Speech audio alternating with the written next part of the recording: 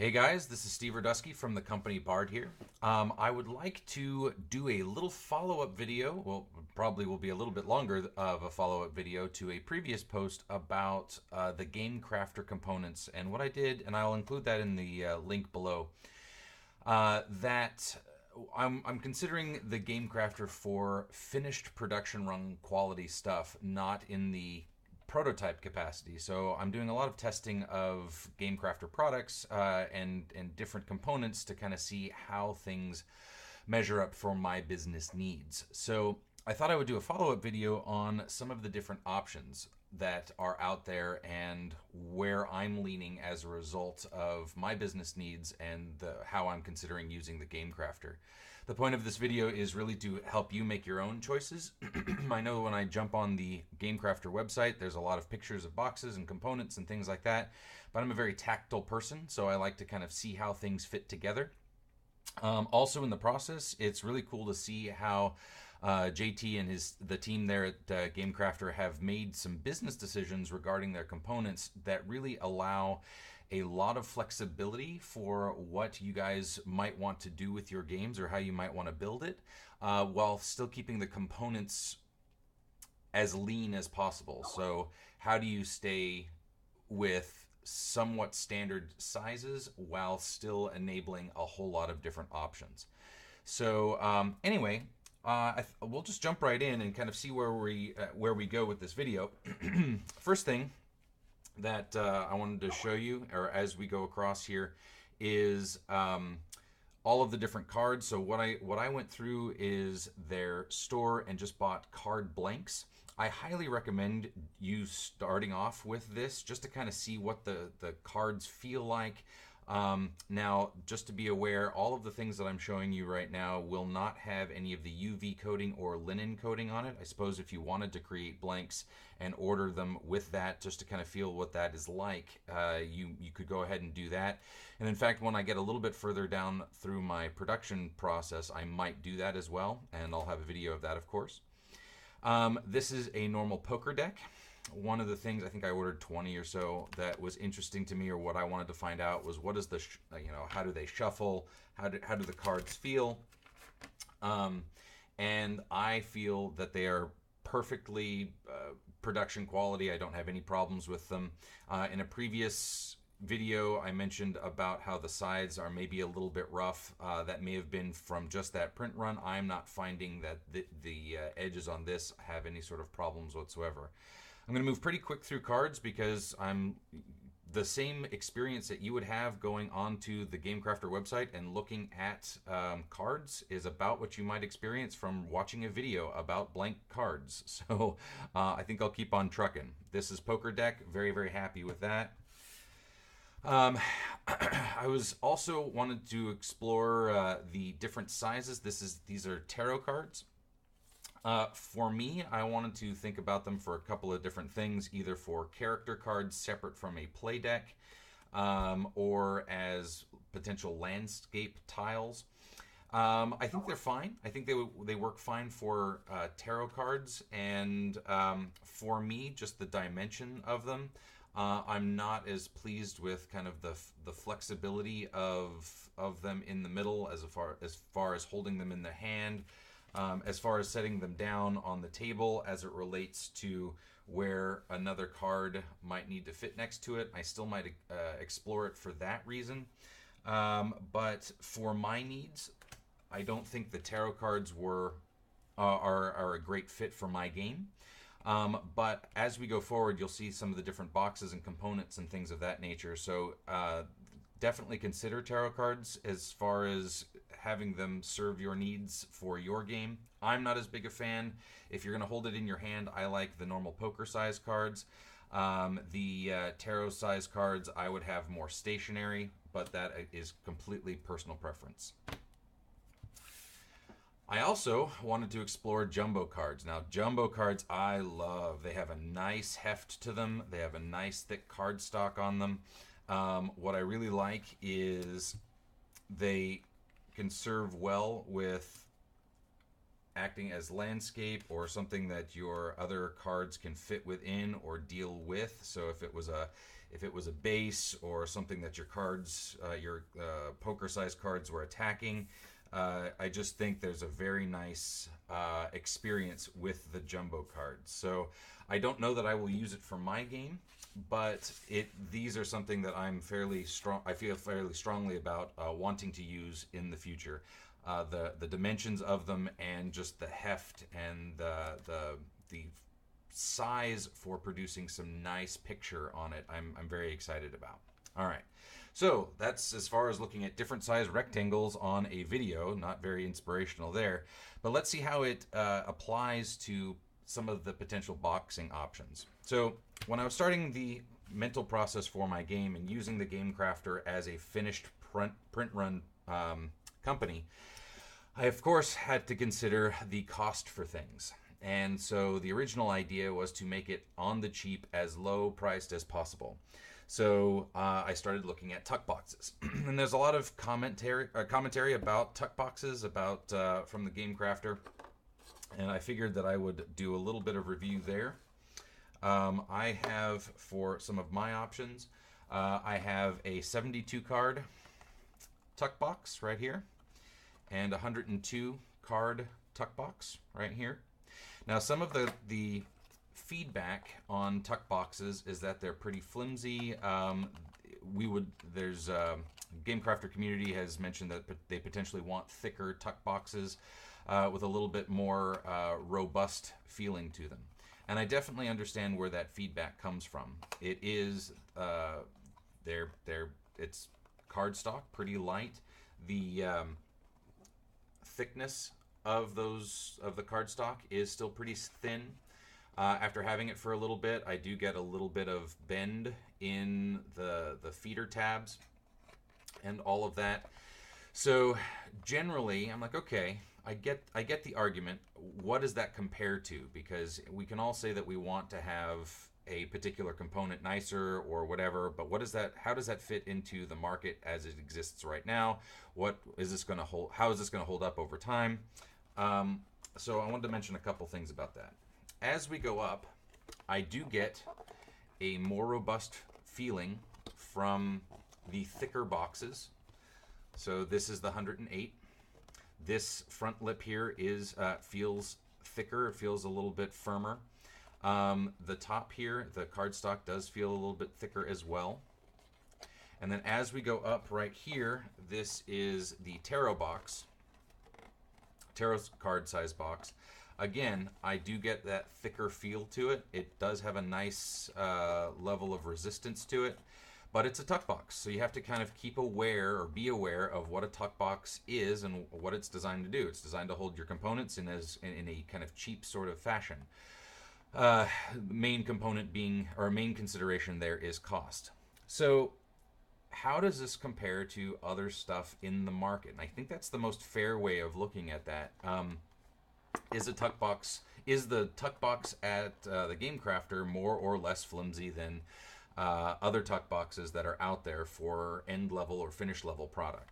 So I went out and I just got some other tuck boxes that relate to games that I play frequently, and I wanted to compare them. The first thing I thought I would do is compare it to just a normal bicycle sort of playing card deck, and just kind of see how it holds up over time. This is a long run printer. All of this is produced in bulk. I will say that this is the 72 card box from the Game Crafter. This is a 54 card deck from a long run printer. There is a little bit of thickness difference in the tab here. Okay, that might have to do a little bit with just the additional fold here at the top, having more of a tab rather than this one is a little bit shallower on this fold. But when it comes down to it, we're still talking about pretty thin, I mean, you're just going to be looking at lines of edges here, pretty thin cardstock for both, right? And so I don't know that this is a huge difference. I would say a long print run does have a little bit more robustness to their tuck box. But here's what I wanted to kind of talk about just as it relates to my project specifically, my business goals, and kind of how this might affect your game as we go forward. Here's another tuck box, similar components. It's just a little bit older, and we still have a whole lot of kind of tatteredness. The edges of the cardboard here, let's see if we can get up into here, are wearing. They get soft, a little bit like paper. Okay, and the main point here being that a tuck box is a tuck box. It is not really designed to hold up a whole lot over time. So what I'm looking at here is how does the long run printer tuck box compare to the Game Crafter tuck box, and it looks to me that they are comparable in that they serve their function of being an inexpensive way of boxing your game. My suspicion is that they will wear down in a similar capacity over time and kind of end up with a somewhat ragged look. That is just what happens with tuck boxes. So to me, it's not a question of Game Crafter tuck boxes versus long run printing tuck boxes. It's how do tuck boxes affect your game marketability, affect the brand that you want to present in the market. So in order to kind of address that, I reached out to several retailers and a couple of distributors that I know in my network to kind of talk to them about where do tuck boxes live. And there was an overwhelming opinion to avoid tuck boxes for your end game product if at all possible. And that is not from a cost standpoint, that is from a marketing standpoint and from retail store frontage. So you have to think about it in the sense of the user experience when they go into the game store. There's shelves full of games, and you are trying to find out whatever the new hotness is that you're trying to find. And tuck boxes are really hard to see. Basically, your entire marketing, if you're not a mainline big publisher that has some clout with the retail store, this little edge along the side of your tuck box is all that you get to have to market your product. Okay. And then in addition to that, it is smaller than all of the rest of the big box games, obviously, that you're going to see. And that has a very, very small amount of opportunity for you to showcase any art or grab anybody. There's nothing that wants to have somebody walk by the shelf and pull this off the shelf to read it. It's unlikely that you're even going to get somebody to pull your game off and look at it on the front. So I went and I tested that, and so people gave me some great advice. Said, if from a marketing standpoint, if it fits at all in your budget, to go to a larger size box, something that's more robust, feels like it has a little bit more substance. But then from the retail store standpoint, make sure that it has the opportunity for good frontage, a good robust product that somebody might want to pull off the shelf. So I went and I tested this. I went out to several of my game stores in the area, and I basically went looking for tuck boxes. And when you walk in the store, out of the 4 that I went to, all of them start with the big, you walk in and there's the big boxes, all of the pretty art, everything like that is towards the front of the store. In the back of the store, you would usually have one leftover little bin or little shelf with a whole bunch of these tuck boxes either stacked up on top of themselves, stacked together with a whole bunch of different publishers that all looked like, this back and forth. Sometimes they were stacked up on top of themselves. The display of it was really sloppy because after somebody picked through it, it's just a really awkward way to market your game. And then the other thing that I saw was in the demos. So oftentimes the retail stores are going to have demo copies for you to play through. So I went through, and there's walls of games to play in the demo places, and all of the Tuckbox games fit into this huge crate in a bin that you kind of had to dig through in order to try to find your whatever game that you might be interested in.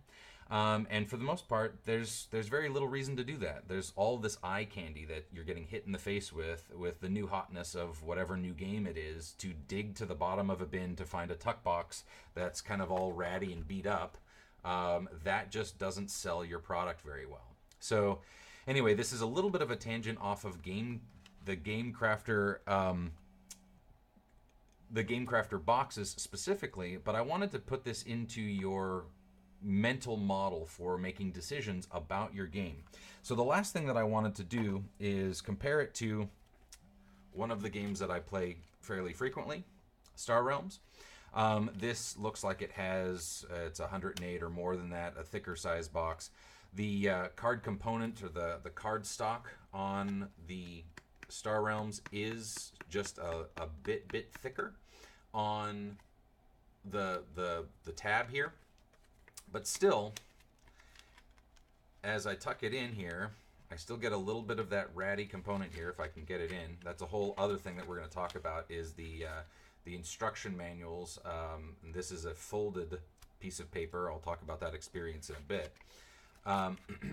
But this tuck experience, or this tuck box, it still is wearing along the sides. I still get the pulled up little corners. And this is a big run, a long run printed game, and it's fine, don't get me wrong. Everything works just fine with it. But as I've kind of gone through, I see that for my needs and for my game, building the game on the cheap, as cheaply as I possibly can by using tuck boxes, probably not the direction that I'm going to want to go with my brand. That being said, I'm not seeing a significant difference between the quality, the cardstock quality difference from the Game Crafter compared to long run printing when it comes down to just the longevity of a tuck box. Okay, feel free to ask me any more questions about that. I still have these not prototypes, these blanks here, if you want to ask any specific questions about my experience with Game Crafter boxes versus normal tuck boxes. Okay, so the one thing I guess I'll point out here right now is, as it relates to the manuals associated with these tuck boxes, this is again where I was trying to go and be on the cheap, is what the manual looks like. This is their 2.5 inch wide by 3.5 inch high manual template. I really like how this goes, and incidentally, I just downloaded the template that they provide for you to fill in things, and printed them. I uploaded them immediately again in order to print out these prototype blanks for me. That gave me a good idea to see what. Let me show you here, if it'll focus. There we go. So I did this for the reason of I can go now onto the Game Crafter website and see what the size of the font is on all of that as it looks on the computer screen, and then what it actually looks like when I have my little booklet here. So that was what I was trying to get. I was trying to get a relative sense of size. And I like this booklet. I know that I think it was 20 pages equals 4 cards, 4 card thickness. And I think this is fine. This other thing is, let me just kind of stack this up here. So here's, in the camera, here's the rule book right there. We're going to stack that up with poker size cards, and it fits nicely in there. And just be aware that the size of the booklet needs to be anticipated with how thick the box is, but I thought that this was a really good experience.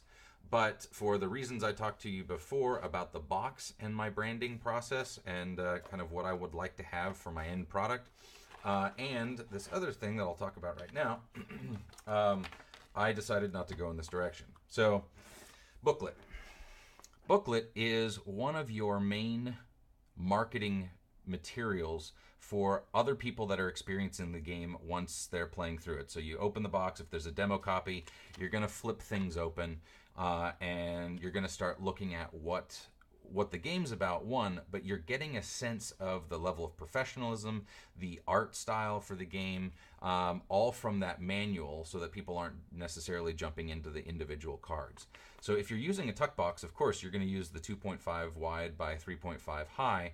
But in my discussions with distributors and with some of the end retail store owners, they really talked about the benefit of having a nice large manual that you can demo, especially at the store level, where the if people are teaching others how to do a new game, they can really get a good experience from your manual, from your booklet, and it really helps to sell the game to other people that are watching over shoulders. So again, this doesn't directly relate to your production of your game itself, but whether or not it will be successful in the market. So these are good things to consider as you're thinking about the different components of your game. If you can have a bigger box with more frontage on it, with a bigger spine, and with a bigger manual, you really have more market catch. And one of the things that I'll point out as we go, or that I like about the Game Crafter, is the pricing on the different manuals are very, very reasonable, and to me, very in line for wanting to bump up into a larger manual size if it's going to fit your box and your components. This will fit in a number of different boxes, as will some of the other manuals that I'll show you. But if we can go bigger, I suggest bigger, and it won't hugely affect the price in an adverse way. All right, so we've had boxes. We have the first manual here. We have comparison size of some tuck boxes. Let's collect this here. All right, so where are we going to go with that? If I'm not thinking tuck box, what are some of the options that I am seriously considering? So the first one. And I ended up not going with this because my game just got too big. But this was my option, which is the small Pro Box. Love the small Pro Box. If you want a little bit more on that, again, check out that previous video that I do with Trevor Lehman's Crop Cycle. And I do a product run of what this looks like from the Game Crafter compared to what it looks from a long print run. But I just love the small Pro Box. A lot of nice thick siding on it. Feels very robust. I'm not going to do a complete rehash of that. You can see that in the other video. But what I did want to point out a couple of cool things. I went and I got this little divider that is available at the Game Crafter. It's very inexpensive. I think it's under $1.50. I think like $1.21, something like that. If you can afford that in the production value of your game, it provides a very, very nice experience. That just slides right in there, small Pro Box. You can stack some cards up on either side. And again, here's that divider, cards on either side. You could do a rule book tucked in the side here. And it's just a really, really nice finished product. It has a nice polish to it. It makes it feel like you intended to do everything with the game. And I think this is a good thing to point out as it relates to the wish list on the Game Crafter community, and kind of where I would imagine JT's thought process is. When you're making these different production sizes, you kind of have to figure out what are all of the different combinations that you can get, and still have them fit with one another and allow people different options. And so when you have a lot of custom options, you're basically doing one-offs. You have to serve one-offs. What I really, really like about how JT and his team have decided on the different components is the component sizes. He's figured them out, how to have a variety of different configurations within that, and then also how it relates to the shipping boxes. They have to be very, very practical in that they're not shipping things out in pallets for the most part. They're shipping things out with traditional mailing methods, meaning that whatever your game size is, it has to fit inside the box. So there's a lot of cool combinations that come out of the small Pro Box and the next size up that we'll talk about here in a little bit. So anyway, I wanted to point out that the small manual fits very, very nicely on one side of the divider, with two sides for the deck here. This this box will fit 128 poker-sized cards. The reason I ended up not going with this box is my game just scaled above 128. So I was like, okay, well, I'm going to need something bigger. If there's a smaller game that I come up with, or my game for some odd reason scales down much smaller than I would think, this is kind of my minimum viable product for end production. This is where I'd like to have my game fit. Again, for a couple of reasons: nice, large, nice space on the top here for art, and a much nicer spine for having some signage on a game store shelf. Other thing I wanted to show, and as it relates to those different size components. So here we have, these are poker cards. If we take out the poker cards and the insert, some other really cool things. Jumbo cards. Love that jumbo cards just fit right in there. Awesome, awesome. So I can create a game experience that has maybe these as tiles or as character cards. The my player deck or the deck in my hand can go slide right in there. I can have a manual that fits in there, and then the other thing that works is if you skip this insert, or depending on the amount of components that you have, this insert here, I can now upgrade to my next size up manual, and I love this. So this is the 3.5 inch wide. Let me show you this. 3.5 inch wide by 5 inch tall. There we go. Booklet. This has a much nicer feel to it. It's has much more substance. Nice amount of pages.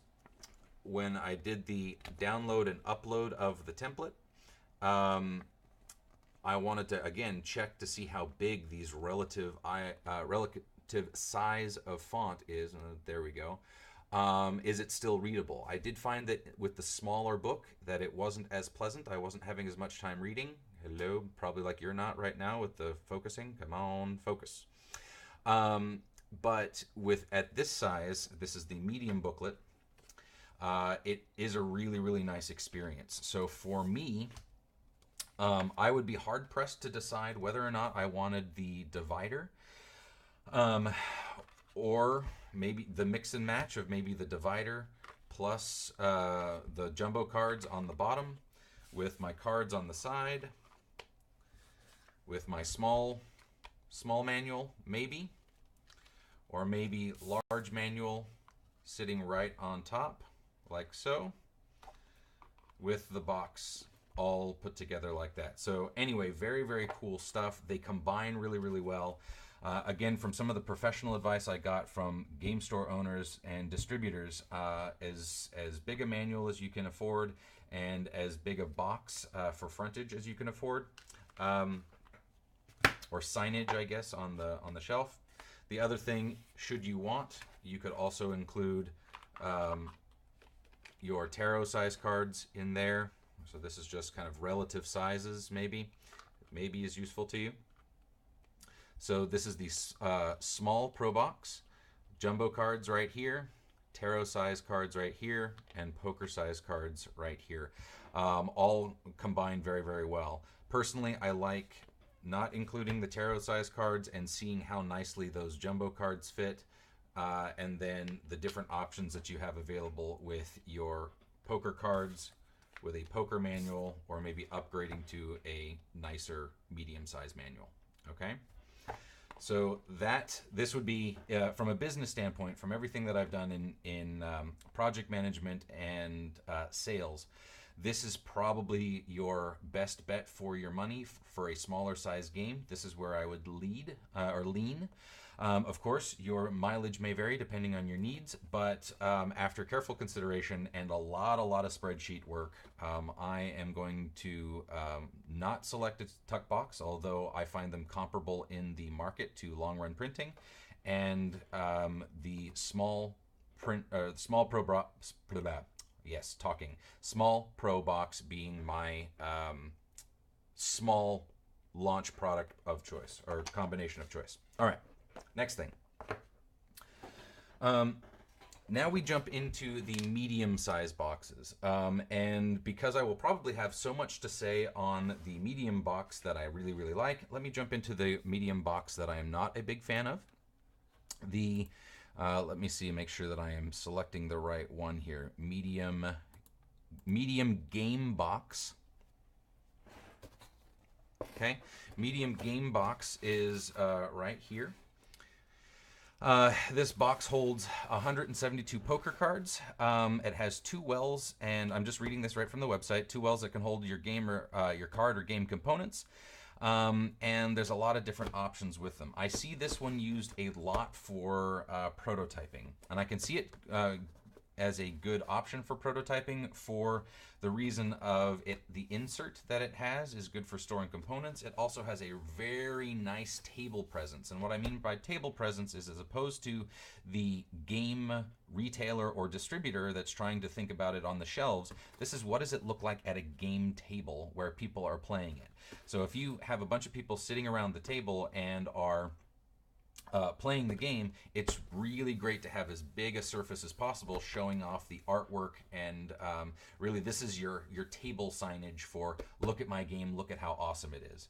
So I think that's the reason why this is primarily used for a lot of that prototyping. If you're in that phase, then you want to have this is your advertising space, not so much the edge advertising space. Now again, realize my bias and realize what I'm trying to accomplish with my project. I am looking for finished end line production level stuff.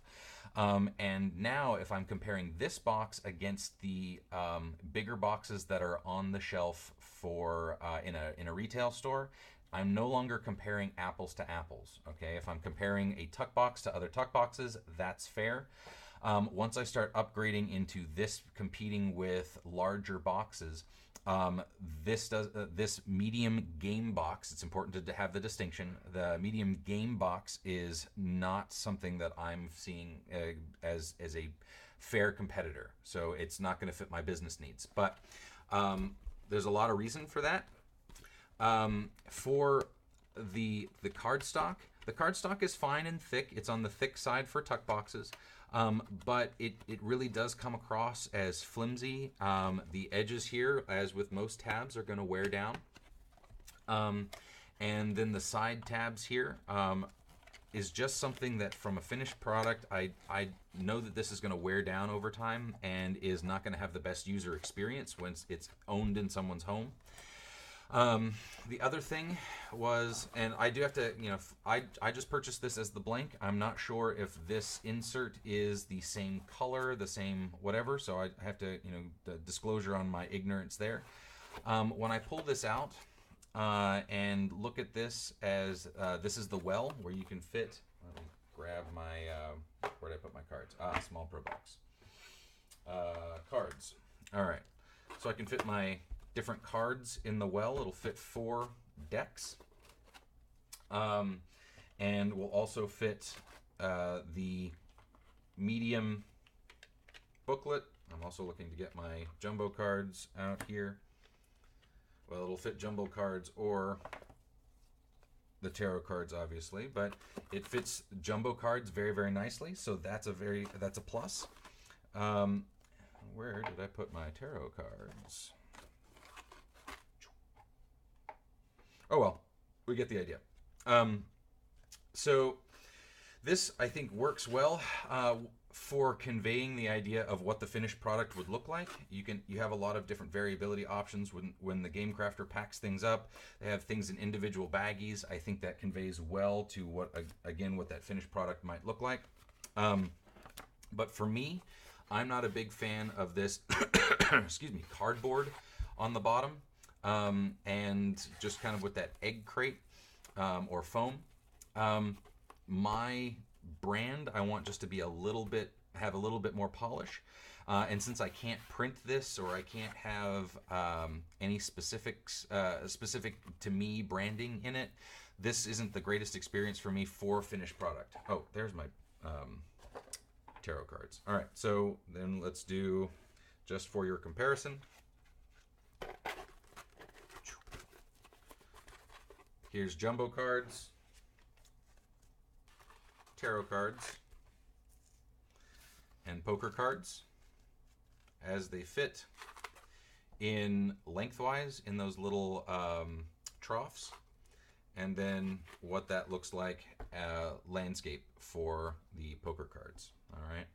So your mileage may vary. This might be fine for you or your game or your clients. For me, that's maybe an interesting idea. If you wanted to polish it up, maybe you could get those dividers in there. This is the divider for the small Pro Box that fits nicely in there. Again, I like how the Game Crafter team has sizes such that there's a lot of combination. But for me, my evaluation is that the medium game box best suited for prototyping, so that you have the best table presence for your game, benefiting from this nice amount of front area that of course is not in focus. There we go. To showcase your art and any cool text type stuff that you might want to showcase your game with when it's sitting on the table. Having this component good for showing off that things will be packaged in a particular way, but more kind of helping the imagination of what the end product would look like rather than it being an end line product in and of itself. That's just my opinion. All right. So putting that away. So moving on to the next level of hotness that I am very passionate about, so full bias disclosure there, is the Medium Pro Box. I love Medium Pro Box for a lot of different reasons. So let's jump into that here just a second. Let me get some of the other stuff put away.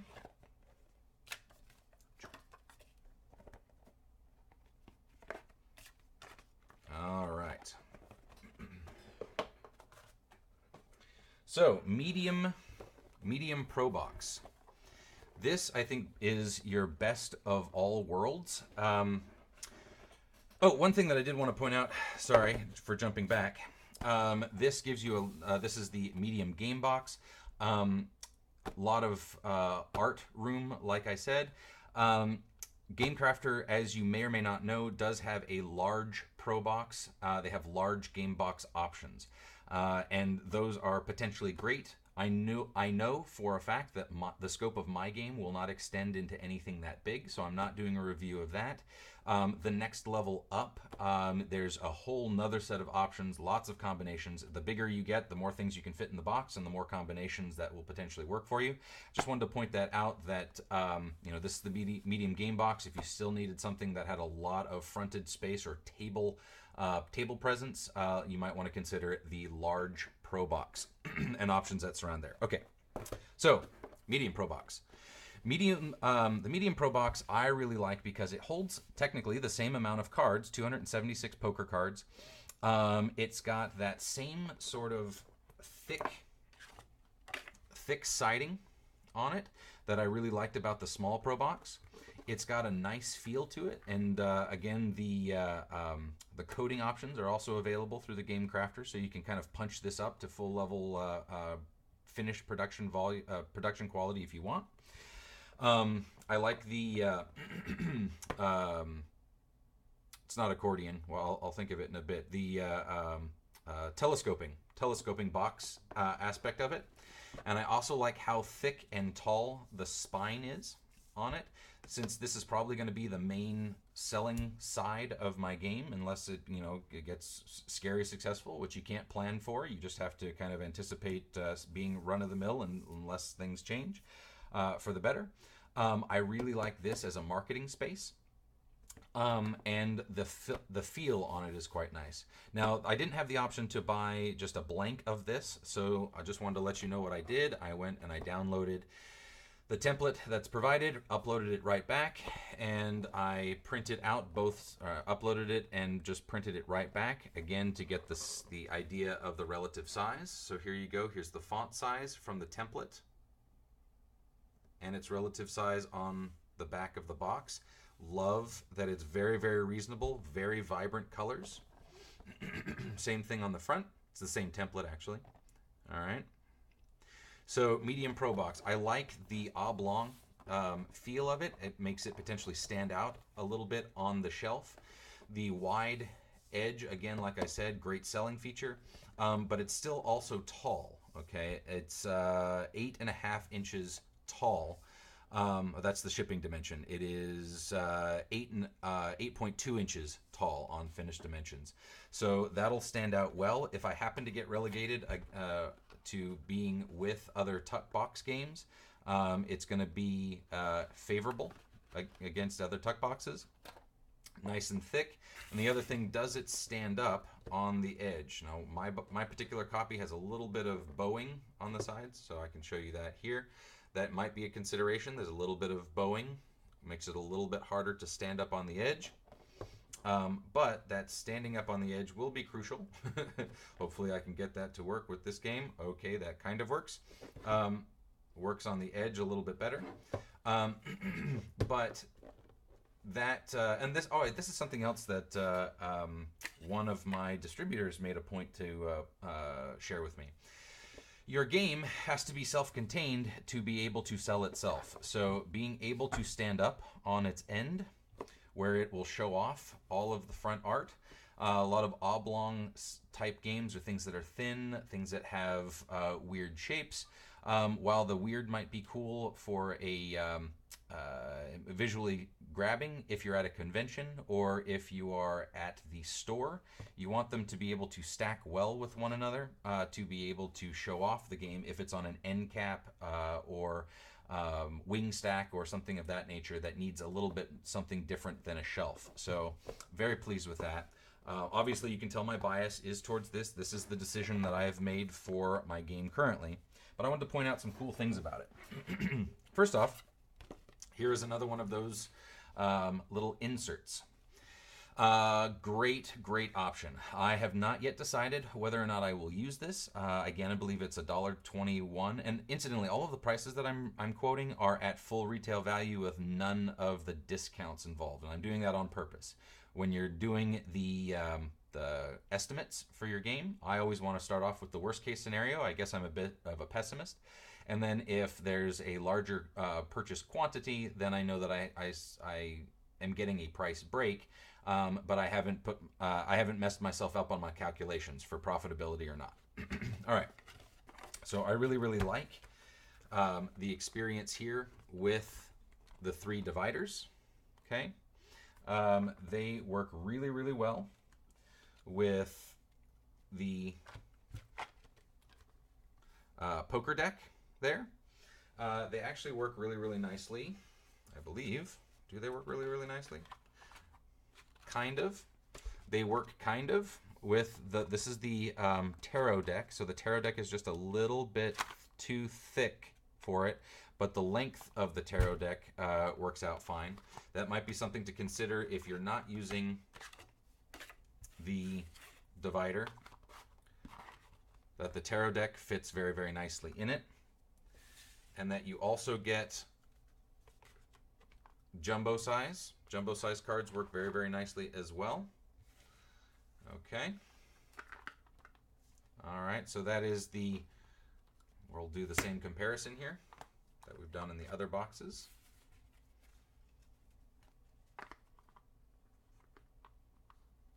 Oops, is this, yep, there's my manual. No, gotta take the manual out. All right. Here's the 3 size comparison. Poker deck. I gotta get it right. Poker deck, tarot deck, jumbo size. And I like the combinations of that. For my game, since I'm using primarily poker size cards, I will probably get a little wiggly in there. It'll probably be a little loose. So I'll have to try to find something that is cost effective that I like for that experience. It might be that this insert happens. It really depends on whether or not you think that your brand requires or your brand would benefit from having that divider, this level of professionalism, versus is it worth $1.25 or $1.21 or whatever the price is for the end product of your game? Do you think your customer will like it that much and it will encourage that much more buying? If you don't have that, you have a box that potentially has this sort of experience when you open the box, and I don't think that's great. But again, you have to balance that off against what your components are and how much you think your players will want to mess with this sort of, okay, I'm going to grab all my stuff and I'm going to sort it together. But I saved $1.20. I don't know. So I think you can extrapolate into what your own product might look like with kind of the different options that we've discussed. I do want to venture into a little bit more with the options that are available here. First off, let's talk about those booklet sizes. So right here are different booklets that we've discussed so far in the game, or sorry, in the video, as it relates to the medium and the small. So if we're dealing with a box this size, I think the small manual is definitely out. I think we would all agree. Do you want a medium booklet or something bigger? I think the medium booklet fits okay. I think it doesn't take advantage of one of the things that the Game Crafter has specifically done to partner with the Medium Pro box, which is the tall booklet template. And I am in love with this. All right, so this right here fits nicely in the box, full length. This is the like I said, tall booklet template, 4.5 inches wide, 8 inches high. It nests right nice inside of that Medium Pro box. Again, just downloaded the template, uploaded it back to get a blank for myself. The font is nice and big, lots of options. Huge full spread of the booklet here. I will probably invest a lot into this booklet, having as many pages as I can afford to get away with. Lots of art, lots of catching information in it, a lot of opportunity to do different graphic design, different call-out windows, different window overlays. All of that, I think, is going to benefit from the very large amount of real estate that you have for this tall box. So for me, it's a no-brainer, especially when you look at the different prices. Let me see if it makes sense to just check in on that really quick. Products, I'm going to Game Crafter for the booklets.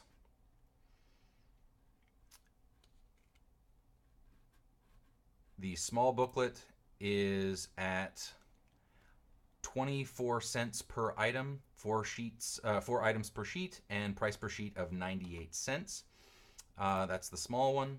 The medium booklet is the same price per sheet, 24 cents, 98 cents per sheet, and 4 items per sheet.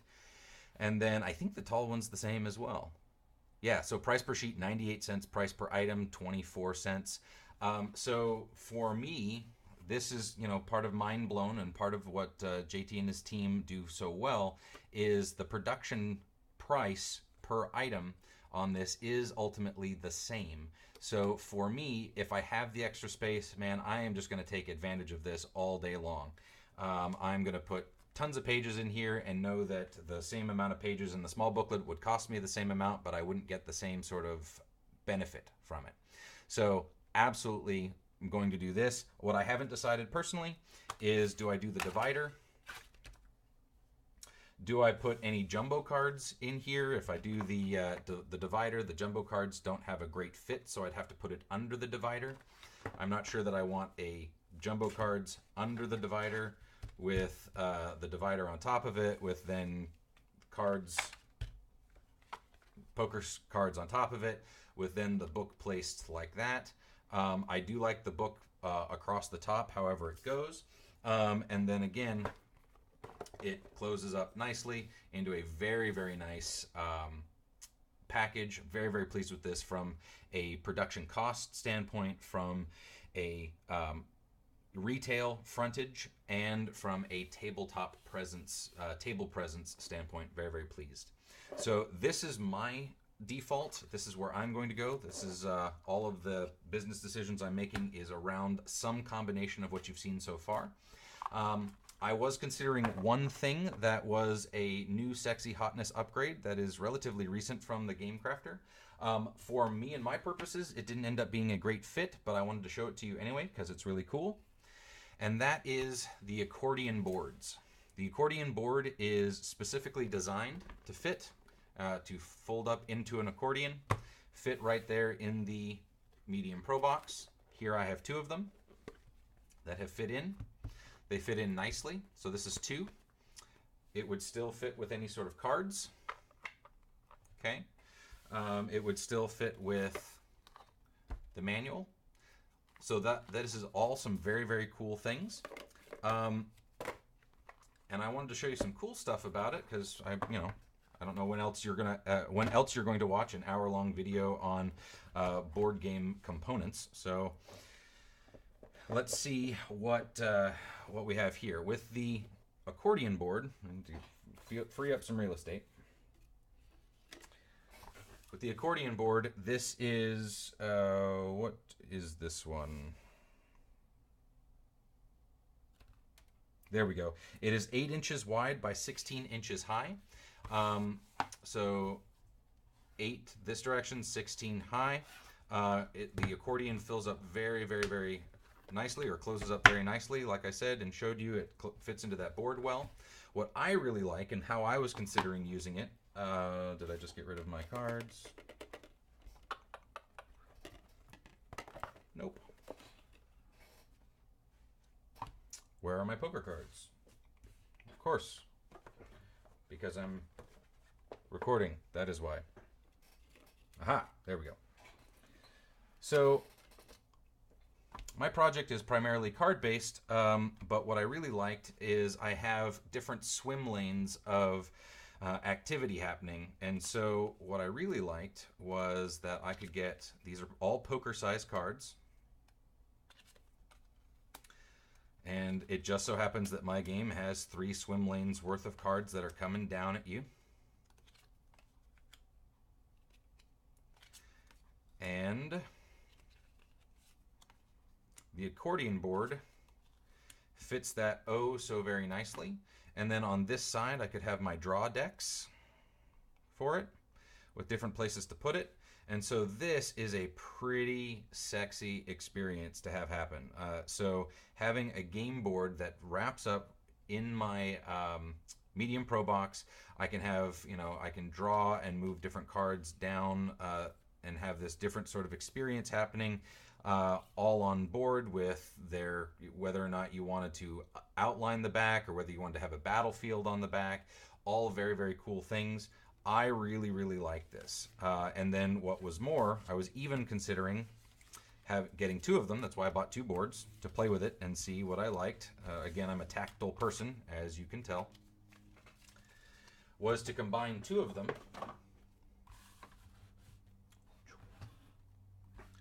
and have a 16 by 16 board that could have all of these different swim lanes in it. I thought this was really, really cool, and I think that for those of you out there that have any level of creativity, I think you can benefit a lot from this, and you can do some pretty cool things with your game. For me, it's a little on the pricey side for me. Let's see. Let me just go to accordion board, the Game Crafter.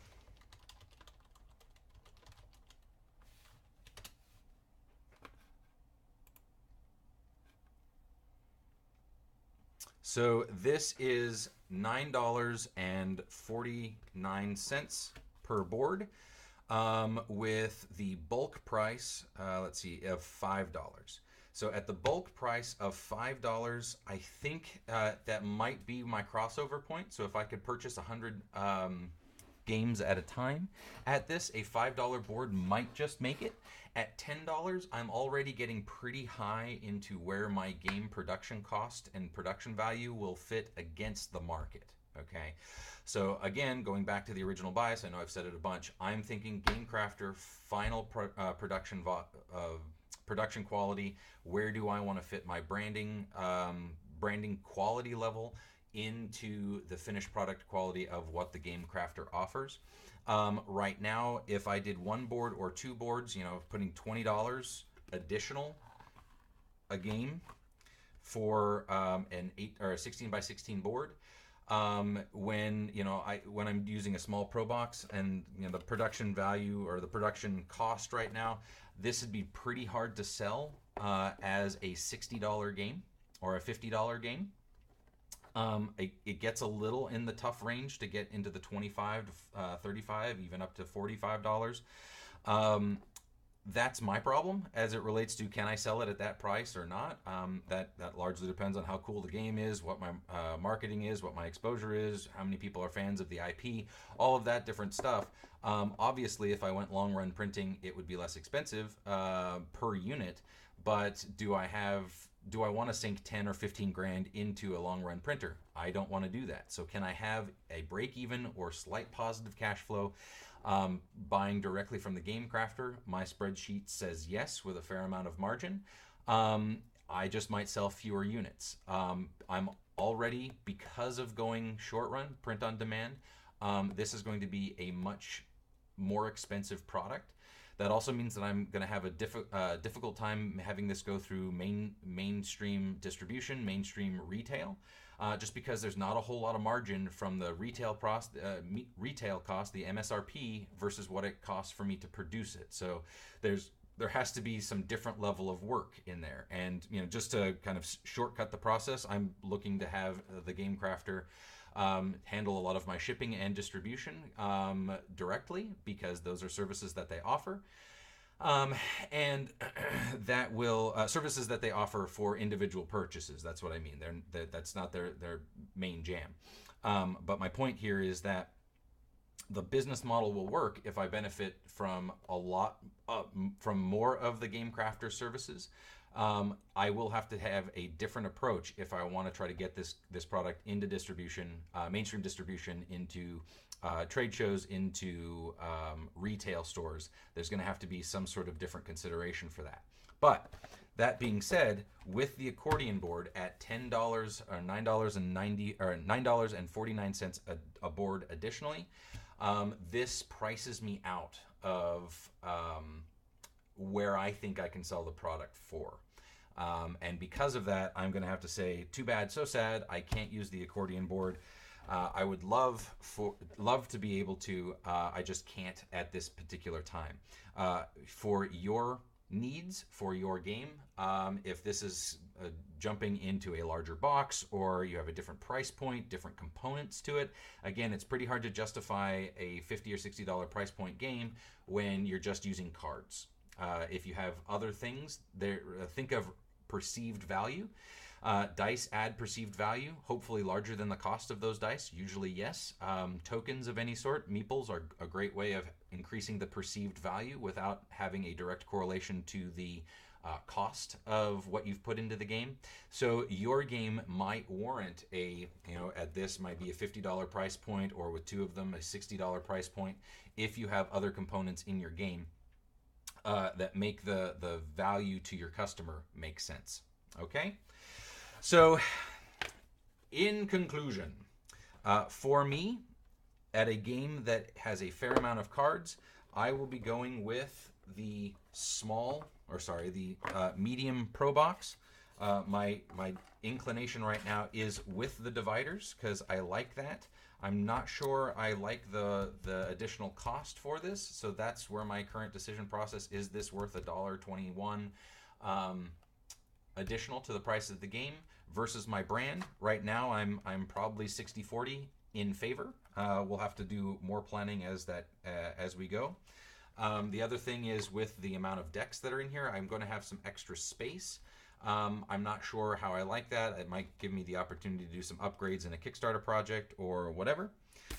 And I will be just going completely overboard with the manual. Love the manual. Love how it fits in there. I will be doing that for all of the business reasons mentioned before, and I just absolutely love how this whole thing comes together. I will probably be doing the linen and UV upgrade just to kind of snazzy it up that last little bit. To me, that had the right level of payoff. And yeah, so I hope that this rather long in the tooth review has been useful to you.